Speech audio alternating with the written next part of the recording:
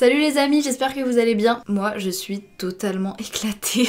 Je pense que ça se voit, y a rien qui va, faut que j'aille chez le coiffeur en plus. Bon, bref. Bref, je devrais être au travail là, mais j'ai un rendez-vous dans pas longtemps, du coup j'en profite pour vous tourner cette vidéo. Vous avez vu, je pense à vous en toutes circonstances. Aujourd'hui les copains, nouvelle oubliée des films d'animation des studios Disney. J'ai nommé Coquin de printemps, un film sorti le 27 septembre 1947 et en France le 29 mars 1950, avec une durée de 73 minutes. Peut-être que vous ne l'avez jamais vu et pourtant dedans il y a des personnages que vous connaissez forcément. Vous voulez en savoir plus? Eh bien, c'est parti!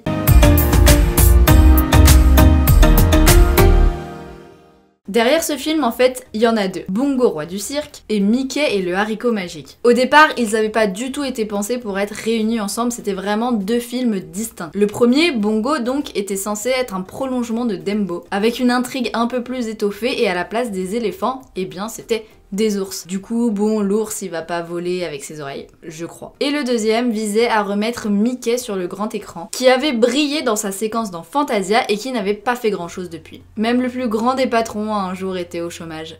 Mais il y a toujours un mais. À cette époque, la Seconde Guerre mondiale, encore une fois, bouleverse tout. Parce que ces projets avaient été commencés en 1940. Et donc, forcément, obligation de les mettre en pause pour contribuer à l'effort de guerre. Comme diraient les historiens. Et pourtant, ils avaient été vraiment travaillés, ces projets. C'était pas juste des idées en l'air. Par exemple, le script de Bongo était très avancé, mais classé sans suite puisqu'il a été achevé le 8 décembre 1941. Et pour ceux qui sont doués en histoire, eh bien, c'est le lendemain de l'attaque de Pearl Harbor. À la fin de ce conflit, donc, Walt décide de relancer la production de ses films, mais en les modifiant un peu, puisqu'au lieu de 2 longs métrages, ils vont devenir 2 moyens métrages, d'une durée égale et réunis dans un seul et même film. Bien entendu, Coquin de printemps, qui est un peu dans le même esprit que la boîte à musique finalement qu'on avait vu dans la vidéo précédente. Mais contrairement à la boîte à musique, ce film a une espèce de fil conducteur. Et ce film, eh bien, c'est le fameux Jiminy Cricket. Et oui, le revoilà. Et en fait, il introduit les 2 segments du film après une petite phase instrumentale nommée Farandole et Fantaisie. Et pour l'anecdote, bah cette phase était normalement prévue pour Pinocchio, mais elle se retrouve là, allez savoir pourquoi. Rien ne se jette, tout se transforme,